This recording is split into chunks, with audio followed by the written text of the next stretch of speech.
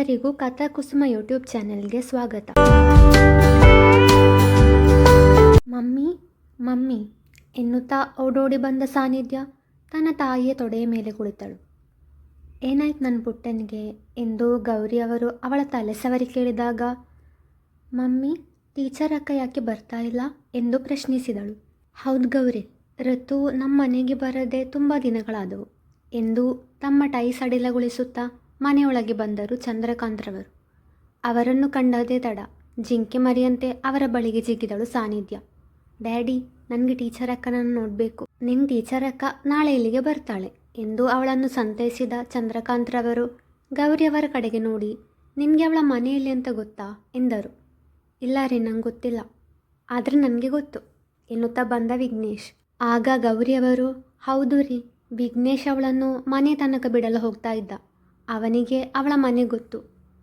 Daddy, ನಾನು ಅವಳನ್ನು meet ಮಾಡಿ ತುಂಬ ದಿನಗಳಾದವು. ಕಾಲೇಜಿಗೆ ಸೇರಿದ್ದಾಳಲ್ವಾ, ಮೋಸ್ಟ್ಲಿ ಸ್ಟಡಿಯಲ್ಲಿ ಬಿಸಿ ಅನಿಸುತ್ತೆ. ಹೌದು ಕಣು, ನನಗೂ ಹಾಗೆ ಅನಿಸುತ್ತೆ ಎಂದು ದನಿಗೂಡಿಸಿದರು ಗೌರಿಯವರು. ಸರಿ, ನಾಳೆ ಬೆಳಗ್ಗೆ ಋತು ಮನೆಗೆ ಹೋಗೋಣ. ಅಂದಹಾಗೆ ಅವಳ ಮನೆಯವರನ್ನು ಪರಿಚಯ ಮಾಡಿಕೊಂಡಿದ್ಯಾ? ನೋ ಡ್ಯಾಡಿ, ಅವಳನ್ನು ಮನೆ ತನಕ ಬಿಟ್ಟು ವಾಪಸ್ ಬಂದುಬಿಡ್ತೀನಿ. ಒಂದಿನ ಕೂಡ ಅವಳು ಮನೆಯೊಳಗೆ ಬರಲು ಹೇಳಿಲ್ಲ, ನಾನು ಹೋಗಿಲ್ಲ.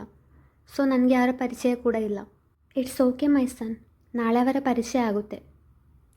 ಅಮ್ಮ, ನಾಡಿದ್ದು ಕಾಲೇಜಲ್ಲಿ ಫ್ರೆಷರ್ಸ್ ಡೇ, ನಾನು ಯಾವ ಹಾಡು ಹಾಡಲಿ ಎಂದು ರೋಹಿಣಿಯವರನ್ನು ಕೇಳಿದ ತಪಸ್. ನಿನಗೆ ಇಷ್ಟ ಇರುವ ಯಾವುದಾದ್ರೂ ಹಾಡನ್ನು ಹಾಡು ಕಂದ. ಅಮ್ಮ, ನೀನು ಹೀಗೆ ಹೇಳಿದರೆ ನನಗೆ ಕನ್ಫ್ಯೂಷನ್ ಆಗುತ್ತೆ. ಪ್ಲೀಸ್ ಮಾ, ನೀನೇ ಒಂದು ಹಾಡನ್ನು ಸೆಲೆಕ್ಟ್ ಮಾಡು. ಮೊದಲು ನೀನು ಯಾವುದಾದ್ರೂ ಹಾಡನ್ನು ಹಾಡು, ಆಮೇಲೆ ಅದು ನಿನ್ನ ಧ್ವನಿಗೆ ಸರಿ ಹೊಂದುತ್ತಾ ನೋಡುವ. ಸರಿ ಎಂದವನು ನನ್ನ ನೀನು ಗೆಲ್ಲಲಾರೆ ಎಂಬ ಹಾಡನ್ನು ಹಾಡಿದಾಗ ರೋಹಿಣಿಯವರು ನಗುತ್ತಾ, ಪುಟ್ಟ, ನೀನಲ್ಲಿ ಯಾರ ಜೊತೆಗೂ ಯುದ್ಧ ಮಾಡೋಕ್ಕೆ ಹೋಗ್ತಿಲ್ಲ ತಾನೇ, ಬೇರೆ ಹಾಡನ್ನು ಹಾಡು ಎಂದರು. ಸರಿ, ಈ ಸಾರಿ ಎಲ್ಲರಿಗೂ ಇಷ್ಟ ಆಗುವ ಹಾಡನ್ನು ಹಾಡ್ತೀನಿ ನೋಡು ಎನ್ನುತ್ತಾ ನಮ್ಮೂರ ಯುವರಾಣಿ ಕಲ್ಯಾಣವಂತೆ ಎಂಬ ಹಾಡನ್ನು ಹಾಡಿದ. ನನ್ನ ಕಂದ, ಶುದ್ಧ ಪೆದ್ದ ನೀನು. ನಿನ್ನ ಹುಡುಗಿಗೆ ಬೇರೆಯವರ ಜೊತೆ ಮದುವೆ ಮಾಡಿಸೋ ಯೋಚನೆ ಇದೆಯಾ ನಿನಗೆ ಎಂದು ರೋಹಿಣಿಯವರು ಹೇಳಿದಾಗ, ಅಮ್ಮ ಎಂದ ತಪಸ್. ಮತ್ತಿನ್ನೇನು, ನಿನ್ನ ಹಾಡು ಕೇಳುವವರ ಸಾಲಲ್ಲಿ ನನ್ನ ಸೊಸೆ ಕೂಡ ಇರ್ತಾಳೆ ಅನ್ನೋ ಪರಿಜ್ಞಾನ ಬೇಡವಾ ಈ ಥರ ಹಾಡನ್ನು ಹಾಡೋದು ನೀನು? ನೀನೇ ಒಂದು ಹಾಡು ಸೆಲೆಕ್ಟ್ ಮಾಡಿಕೊಡು ಪ್ಲೀಸ್ ಮಾ. ರೋಹಿಣಿಯವರು ಸ್ವಲ್ಪ ಹೊತ್ತು ಯೋಚಿಸಿ, ನೀನು ಹಾಡುವ ಹಾಡು ನಿನ್ನ ಹುಡುಗಿ ಹೃದಯಕ್ಕೆ ನಿನ್ನ ಪ್ರೀತಿ ಬಗ್ಗೆ ತಿಳಿಸೋ ಹಾಗಿರಬೇಕು. ನಿನಗೆ ಹಳೆಯ ಹಾಡುಗಳಂದರೆ ತುಂಬ ಇಷ್ಟ, ಆದರೆ ಈಗಿನ ಕಾಲದ ಮಕ್ಕಳಿಗೆ ಅದೆಲ್ಲ ಅಷ್ಟು ಇಷ್ಟ ಆಗಲ್ಲ. ಇನ್ನು ನಿನ್ನ ಹುಡುಗಿಗೆ ಯಾವ ಥರ ಹಾಡು ಇಷ್ಟ ಅಂತ ಹೇಗೆ ಗೊತ್ತಾಗುತ್ತೆ? ಅಮ್ಮ, ಅವಳಿಗೂ ಮೆಲಡಿ ಸಾಂಗ್ಸ್ ಅಂದರೆ ತುಂಬ ಇಷ್ಟ, ಅದರಲ್ಲೂ ಓಲ್ಡ್ ಸಾಂಗ್ಸ್ ಅಂದರೆ ಇನ್ನೂ ತುಂಬ ಇಷ್ಟ. ರೋಹಿಣಿಯವರು ಹುಬ್ಬೇರಿಸಿ, ಏನೋ ನನ್ನ ಕಂದ, ಅವಳ ಬಗ್ಗೆ ಎಲ್ಲ ತುಂಬ ಚೆನ್ನಾಗಿ ತಿಳ್ಕೊಂಡಿದ್ಯಾ? ಹ್ಞೂ ಅಮ್ಮ, ಎಲ್ಲ ತಿಳ್ಕೊಂಡ್ರೆ ಫ್ಯೂಚರ್ನಲ್ಲಿ ಹೆಲ್ಪ್ ಆಗುತ್ತೆ. ಅಯ್ಯೋ ಪರವಾಗಿಲ್ಲ, ನನ್ನ ಮಗ ಜಾಣ ಬಿಡು, ಅದಕ್ಕೆ ಯಾಕೋ ಒಳ್ಳೆ ಹೆಣ್ಮಕ್ಳ ಥರ ನಾಚ್ಕೋತಿದ್ಯಾ? ಏನಿಲ್ಲಮ್ಮ, ಸುಮ್ಮನೆ. ಸರಿ, ಬೇಗ ಹಾಡು ಸೆಲೆಕ್ಟ್ ಮಾಡಿಕೊಡು. ಸರಿ ಕಣೋ, ಈ ಹಾಡು ಹೇಗಿದೆ?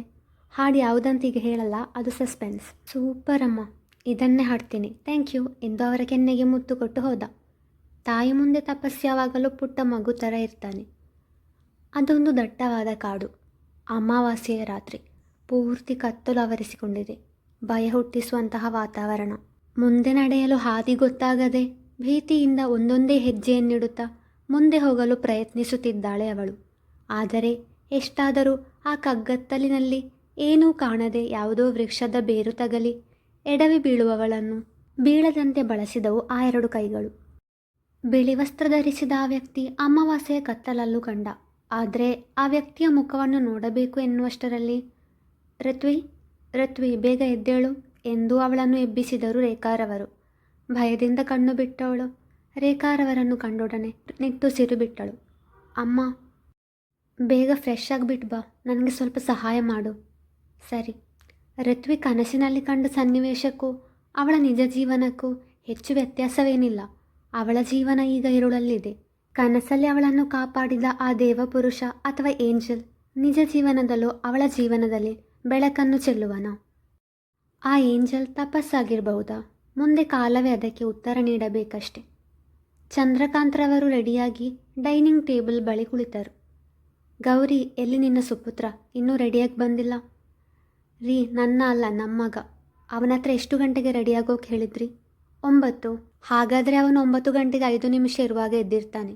ಇನ್ನೂ ಅರ್ಧ ಗಂಟೆ ನೀವು ವೆಯ್ಟ್ ಮಾಡಿ, ಬರ್ತಾನೆ ಗೌರಿಯವರು ಹೇಳಿದಂತೆ ಅರ್ಧ ಗಂಟೆ ಕಳೆದು ಬಂದ ವಿಘ್ನೇಶ್. ಅವನು ತಿಂಡಿ ತಿಂದು ರೆಡಿಯಾಗುವಾಗ 1:10. ಅವತ್ತು ಭಾನುವಾರ ಆದ್ರಿಂದ ಪರವಾಗಿಲ್ಲ, ಇಲ್ಲದಿದ್ದರೆ ಚಂದ್ರಕಾಂತ್ರವರ ಕೋಪಕ್ಕೆ ಗುರಿಯಾಗಬೇಕಿತ್ತು. ಡ್ಯಾಡಿ ಹೋಗೋಣ. ಇಬ್ಬರ ಪಯಣ ಋತ್ವಿಯ ಮನೆ ಕಡೆಗೆ ಸಾಗಿತು. ಮನೆಯ ಬಳಿ ಕಾರು ನಿಂತಾಗ ವಿಘ್ನೇಶ್ ಕಾರಿನಿಂದ ಇಳಿದ. ಚಂದ್ರಕಾಂತ್ರವರು ಇಳಿದರು. ಆದರೆ ಅವರ ಮುಖದಲ್ಲಿ ಆಶ್ಚರ್ಯವಿತ್ತು.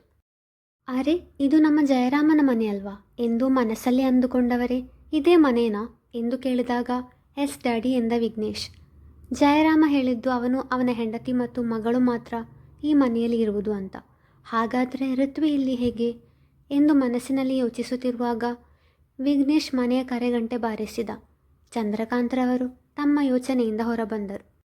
ಮನೆಯ ಕರೆಗಂಟೆಯ ಸದ್ದು ಕೇಳಿ ಜಯರಾಮ್ರವರು ಬಾಗಿಲು ತೆರೆದಾಗ ಮುಂದೆ ನಿಂತಿದ್ದವರನ್ನು ಕಂಡು ಬೆರಗಾದರು. ಸರ್, ನೀವಾ? ಹೌದು, ಯಾಕೆ ಬರಬಾರ್ದಾ? ಹಾಗೇನಿಲ್ಲ, ಬನ್ನಿ ಎಂದು ಅವರನ್ನು ಒಳಗೆ ಕರೆದರು. ಅದೇ ವೇಳೆಗೆ ಅಪ್ಪ ಕಾಫಿ ಎನ್ನುತ್ತಾ ಬಂದಳು ಋತ್ವಿ.